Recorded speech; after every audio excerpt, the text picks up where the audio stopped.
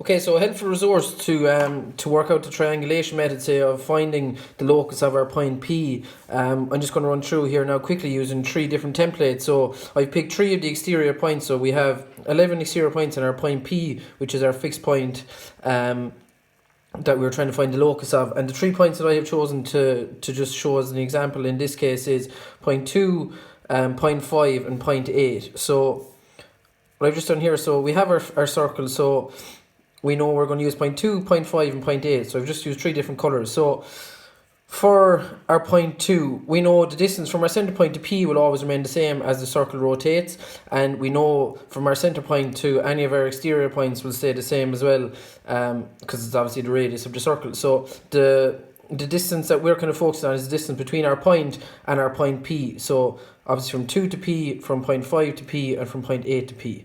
So we'll start off with the template, say, for our point number 2. So if I slide this up, we know that distance, so we have the same triangle created there. So the distance from C to 2, and from our centre point to P, and obviously then the distance from P to 2.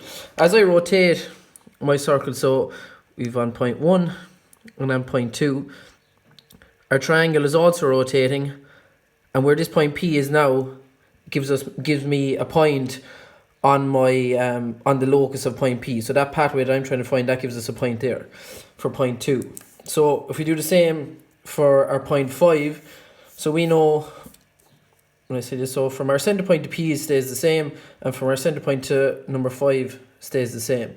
As I rotate this circle again, or as I roll this circle, so we've 1 and 2, 3, 4, 5.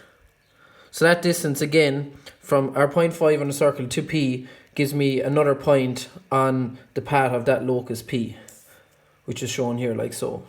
And then same again with our last point, with point 8, we see the triangle that's created between here. So the distance 8 to P is kind of what we're focusing on here. So as I rotate this, 1, 2, 3, 4, 5, 6, 7, 8.